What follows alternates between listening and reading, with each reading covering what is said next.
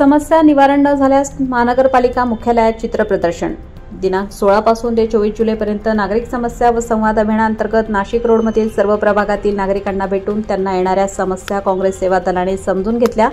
त्यात प्रामुख्याने उपनगर ते जेल टाकी अतिशय खराब रोड, दत्त मंदिर ते बिडको कॉलेज, शिवाजी महाराज पुतळा ते दुतर्फा उड्डाणपुलापासून सिन्नर फाटा ते सामनगाव उखडलेला रस्ता व खड्डे पडलेला रस्ता, नाशिक रोडमधील बऱ्याच कॉलनीमध्ये नादुरुस्त रस्ते, जैन भवन, काडेकर मळा येथील जॉगिंग ट्रॅक येथे वाढलेले गवत, तुटलेले सुलभ शौचालय, नादुरुस्त लोखंडी गेट, सुंदरनगर, गोसावीवाडी, रोकडेवाडी,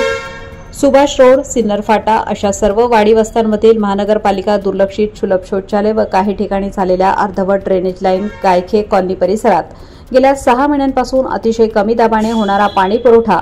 जेल रोड परिसरामध्ये रस्त्याचे लोकप्रतिनिधींच्या नागरिक चर्चा व श्रेयवादामुळे कामे अडकले असे लक्ष वेधले।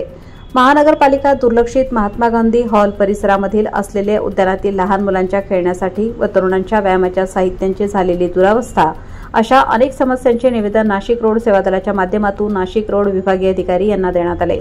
जर लवकर यांचे निवारण न केल्यास नाशिक शहर अध्यक्ष डॉक्टर वसंत ठाकूर यांच्या नेतृत्वाखाली महानगरपालिका मुख्यालयात नाशिक शहरातील समस्यांच्या चित्रप्रदर्शन करण्यात येईल असा इशारा नाशिक रोड ब्लॉक काँग्रेस सेवा दल अध्यक्ष सिद्धार्थ गांगुर्डे यांनी दिला। यावेळी शहर अध्यक्ष वसंत ठाकूर, नाशिक शहर सरचिटणीस कामिल इनामदार, नाशिक रोड महिला काँग्रेस अध्यक्षा कुसुम चव्हाण,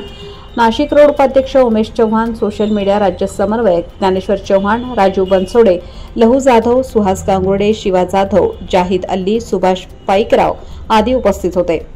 लोकमान्य न्यूजसाठी संचालक लक्ष्मीकांत शिंदे, नाशिक।